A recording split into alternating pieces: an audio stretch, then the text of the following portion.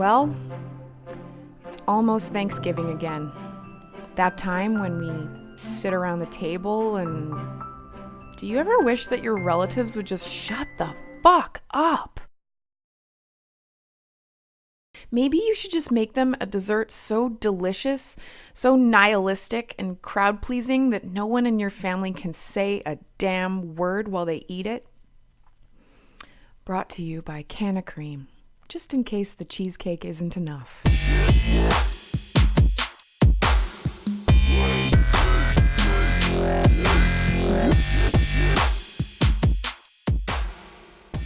Welcome back to Heart and Chops, everybody.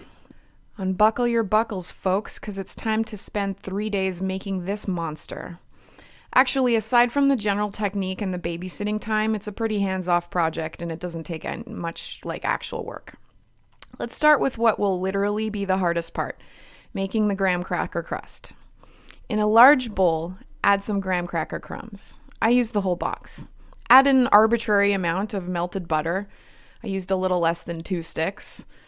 And mix it continuously to combine until the mixture resembles wet sand and presses together if you manipulate it with your hands. Don't dump all the butter in at once. Add it in a few rounds so you don't end up with soggy crumbs. That's not what you're going for. You're going for moistened crumbs.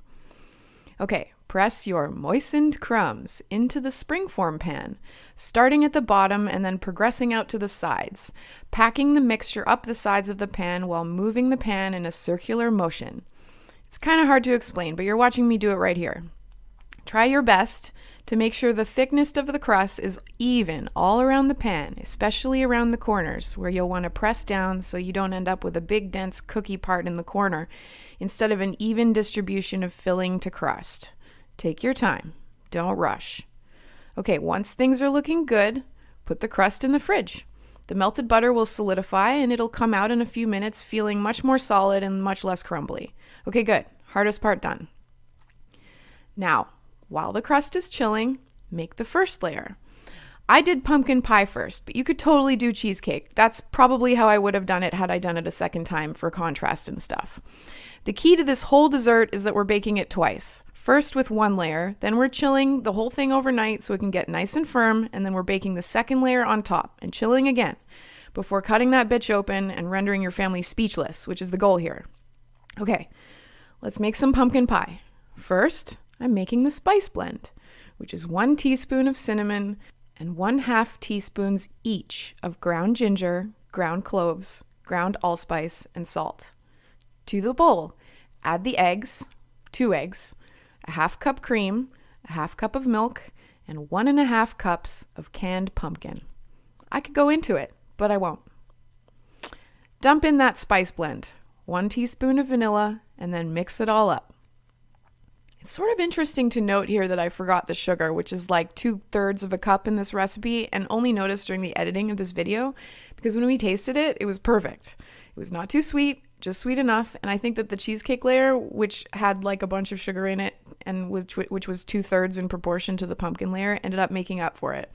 Plus, pumpkin has its own sweetness. Anyway, I digress. This is a huge digression. Also, Julia Child says to never apologize, never explain, and I just did both. Anyway, bake the pie at 325 to 350 until it's just set, with a little jiggy in the middle. We're baking this twice, so there's no need to go crazy on the first round as long as it's not liquid. Okay, refrigerate overnight and get some sleep.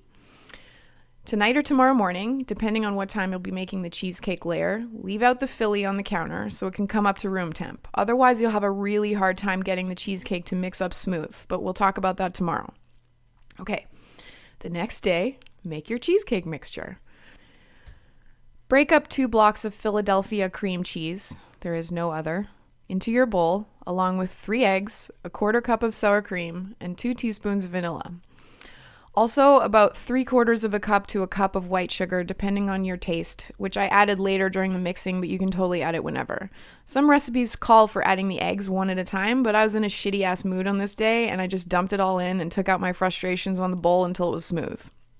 If you have a hard time getting a smooth mixture, or if you end up with some cream cheese grains in there that you can't incorporate, just leave the whole thing out for a bit and try mixing again when it's come closer to room temperature. Eventually, it will become homogeneous.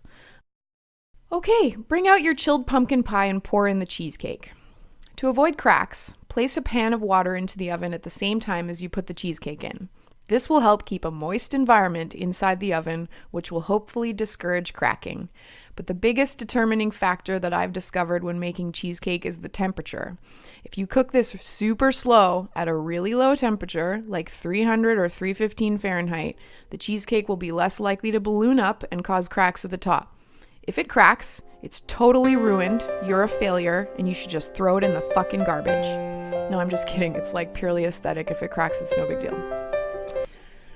When the cheesecake is firm, take it out and leave it on the counter for a bit to cool. Don't put it straight in the fridge, and then place it in the fridge overnight once it's a little bit cooler to fully chill.